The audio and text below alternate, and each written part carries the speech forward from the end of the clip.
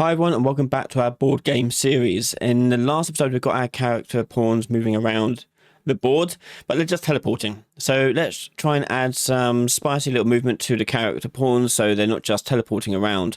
We're going to do this with a spline, connecting two pieces together and animating our pawn to jump between the spaces. So let's jump in and get started. So the way we're going to achieve this is with our multicast move pawn, we're going to spawn in a spline actor that we can then use to move our character around. Now we can't just add it onto a component because as our pawn piece moves, we don't want our spline to move with it. So we're going to make a new actor here and we'll do BP spline. And in here, we are going to add a spline component. Now, the first point, point 0, doesn't actually have to move. It's just this endpoint, really. So we're going to take the variable, and add a new variable, sorry. And this would be destination. And we're going to get the location of that, so it'd be a vector. And we made that editable and exposed on spawn. Next, we are going to go and back to our pawn here. And we're going to spawn actor from class. Going to choose our spline. And the spawn transform is going to be the same transform as our player pawn. So we can do get actor transform. Going to always spawn it, ignore any collisions.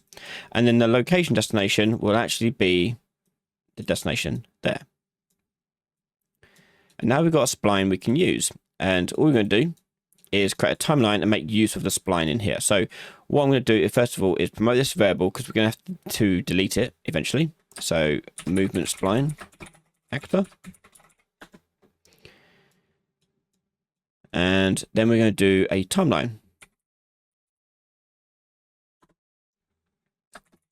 Movement timeline.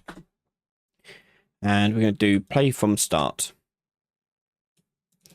Open this up by double clicking on it. And then on the tracks, we're going to add a new float track. And we'll just call this progress. And we'll put in 2 points. We do this by shift clicking, 2 points in. The first point will be set to 0, 0. The second point will be set to 1, 1. This is a normalized linear graph. Very useful tool, but it's linear because then if we multiply it, we can make it longer, shorter, change the distance of it much easier. So let's just change the length here down to 1 as well. So it's only 1 second long. And then we'll go back to my event graph.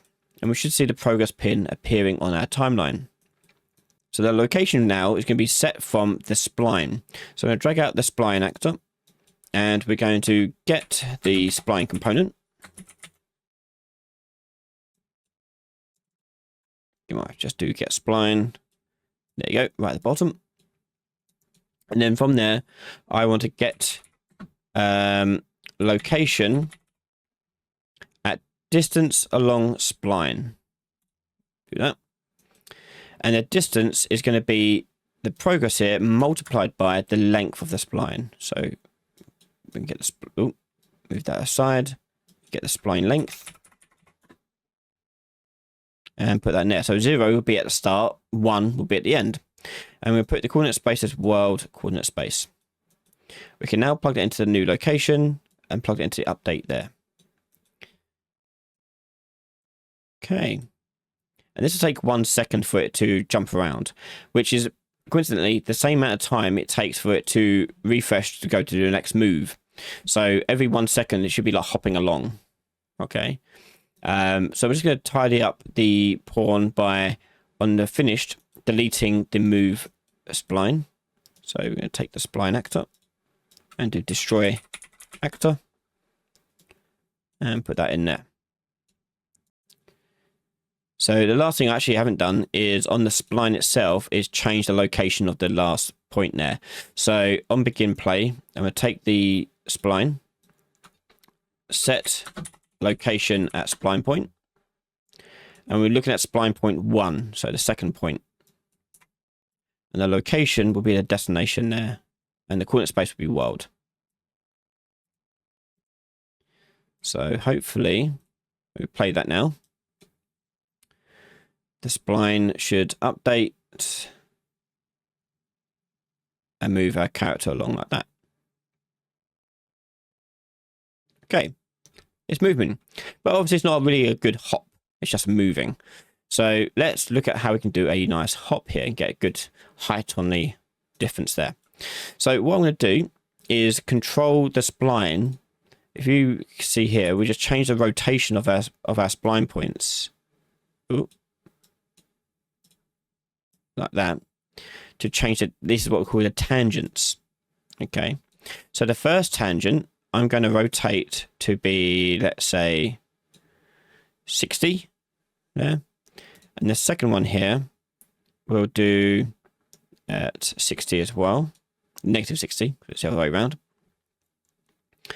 And I'm going to just also click on the anchors here and pull that up.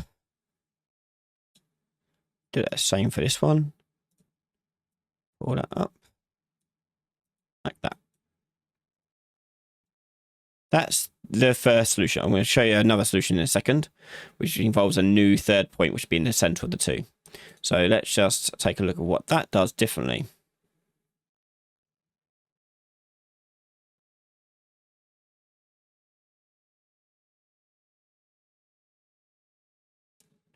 I mean, that's looking pretty good already. I don't think I would worry about maybe the other option. But let us know in the comments if you want to see the other method.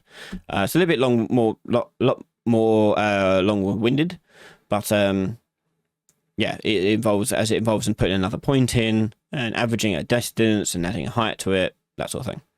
But that's looking pretty good, I think.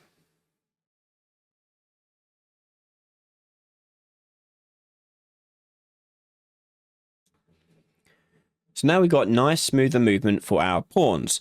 And as I said, if you want to see the other method, leave a comment below. I'm more than happy to go through it. It's just a bit more longer winded, but that seemed to be pretty good as we got so far.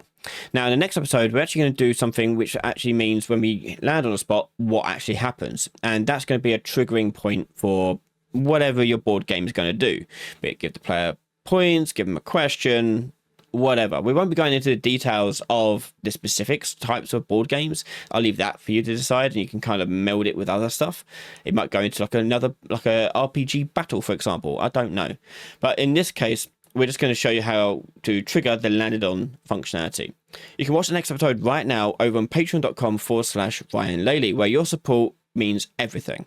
Without your support, we won't be able to do video content like this, as well as support in development of our own game, Mimic. If you want further support in your projects, do consider becoming a Diamond Patreon member, as you can get a session every single month with me for an hour, and we can help you out with your project. Thank you for watching, make sure you're subscribed, and I'll see you all next time. Bye for now.